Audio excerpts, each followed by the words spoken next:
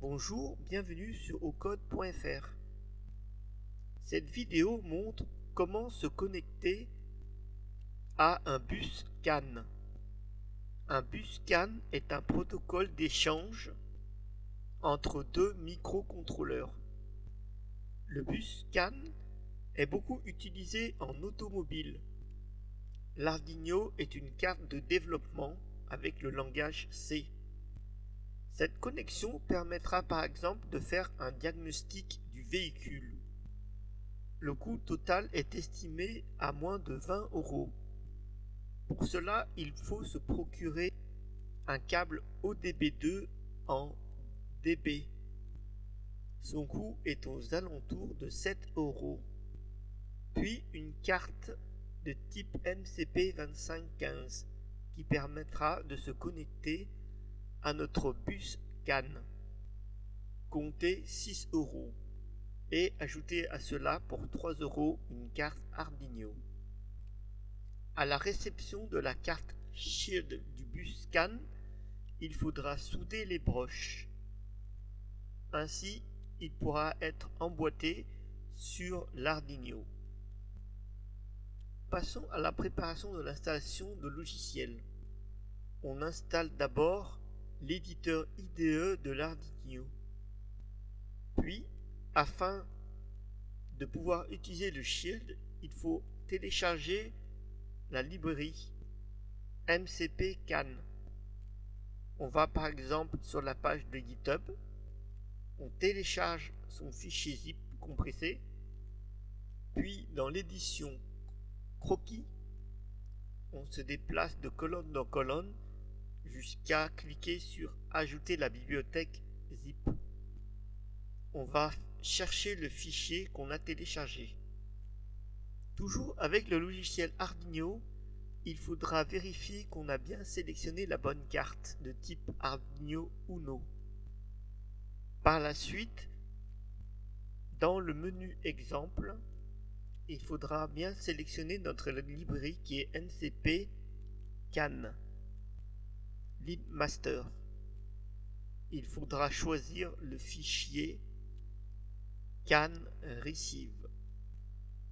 Lorsque apparaîtront les premières lignes du programme de réception de données du bus CAN, il faudra bien noter dans la ligne Serial Begin la vitesse du bus qui est de 115 200 bauds. La préparation est terminée.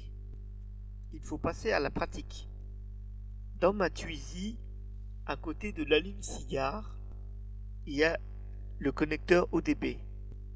Il suffit juste d'ouvrir le coffre et brancher le connecteur ODB.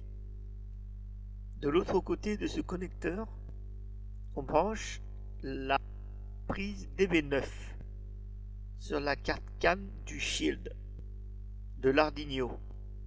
Si l'on branche sur l'Arduino le câble USB de type imprimante et de l'autre côté le port USB sur le PC, on verra la LED rouge de l'alimentation qui sera alimentée.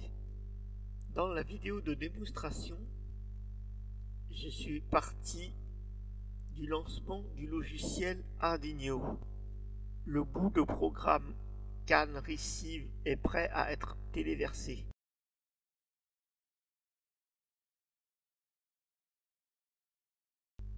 Une fois que ce téléversement s'est bien passé et qu'il n'y a pas d'erreur le retour sur la console, allez sur la fenêtre du logiciel Arduino en haut à droite et cliquez pour appeler la fenêtre de la console de transmission.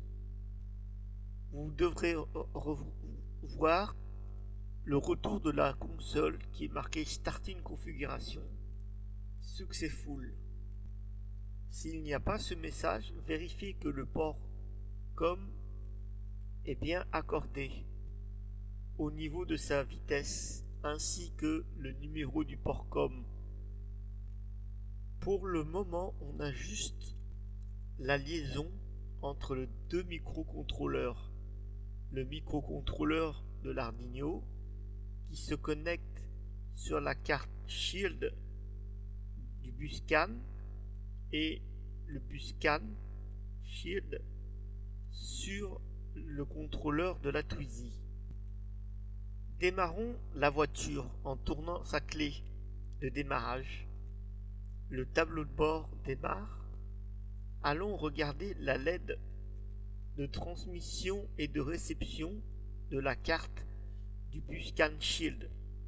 Au bout de mon doigt, il doit avoir des LED vertes qui clignotent.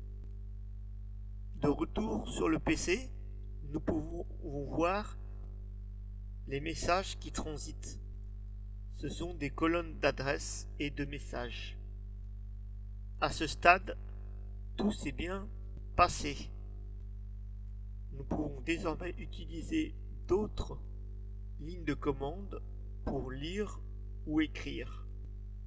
Cette première connexion du bus CAN a été une réussite.